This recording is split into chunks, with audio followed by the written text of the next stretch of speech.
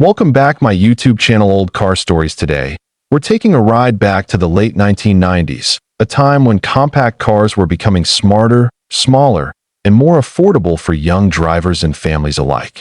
Our focus today is on a car that may not turn heads today, but once played a major role in defining the American small car experience.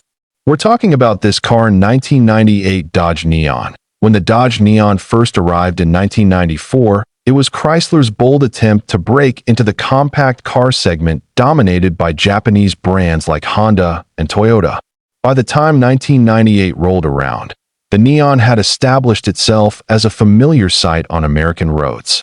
It wasn't a luxury car or a sports icon, but it was simple, spirited, and surprisingly fun to drive. The 1998 model was part of the first generation, which ran from 1994 to 1999. This version had a very distinctive look for its time. With its bubbly, rounded edges and wide-eyed headlights, the Neon was youthful and a bit playful. It was often marketed with the catchy slogan "Hi," a nod to its friendly, no-nonsense personality. Under the hood, the 1998 Dodge Neon came with a 2.0-liter inline-4 engine. There were two main versions, a single overhead cam SCCA, making around 132 horsepower, and a dual overhead cam DOHC version that bumped it up to 150 horsepower. That might not sound like much today, but for a car that weighed under 2,600 pounds, it gave the Neon some real zip. You could get the Neon with either a 5-speed manual transmission or a 3-speed automatic. Most driving enthusiasts preferred the manual, as it let the little engine rev happily and gave a bit more control. The car wasn't a rocket, but it was nimble, and many drivers found it genuinely enjoyable to take around tight corners or back roads. The Neon's handling was aided by its independent suspension setup, with McPherson struts up front and a multi-link rear. This gave it a relatively smooth and stable ride for a car of its size and price point. It wasn't trying to be a luxury sedan, but it delivered honest, confident driving. Inside, the Neon was modest but functional. The dashboard layout was simple, with big, clearly marked buttons and dials. It had room for 5, although it was a tight fit in the back seat for adults. The materials used weren't exactly plush, but they were practical and easy to clean, especially important for a car aimed at younger buyers and small families. One of the biggest selling points of the Neon was its affordability. A brand new 1998 Dodge Neon could be had for just over $11,000. That made it an appealing choice for first-time car buyers, college students, or anyone looking for basic, reliable transportation without breaking the bank. But the Neon wasn't just a budget commuter. It had a surprising following in grassroots motorsports. The DOHC models, in particular, found homes in SCCA racing, autocross events, and even rallycross. Their lightweight build, simple mechanics, and rev-happy engines made them easy to tune and fun to push hard.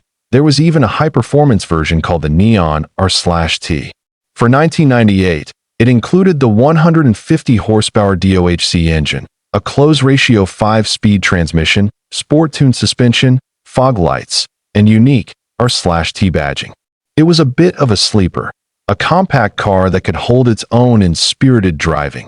Safety wasn't exactly the Neon's strong suit, especially by today's standards. It had dual front airbags, but anti-lock brakes and traction control were either optional or unavailable on some trims. In crash tests, it performed reasonably for its class, but not exceptionally.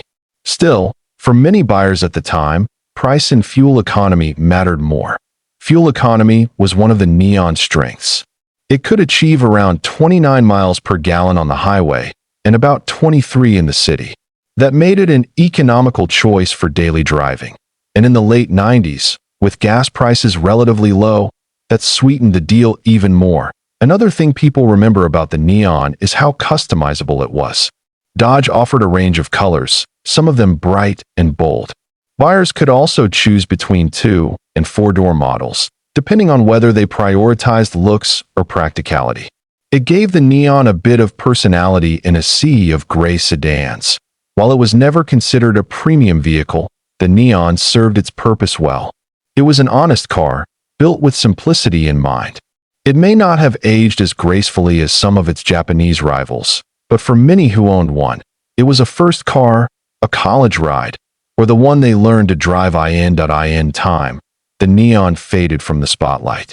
By 2005, it was replaced by the Dodge Caliber, and the compact car market moved on.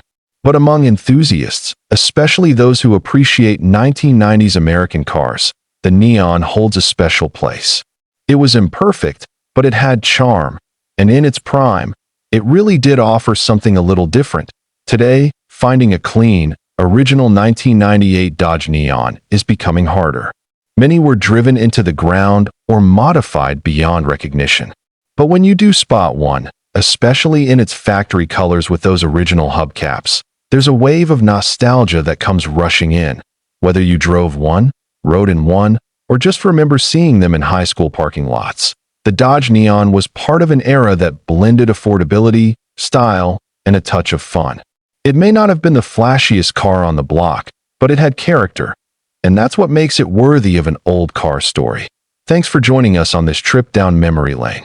If you enjoyed this video, don't forget to like, comment, and subscribe for more stories from the road. Until next time, keep those wheels turning and the memories alive.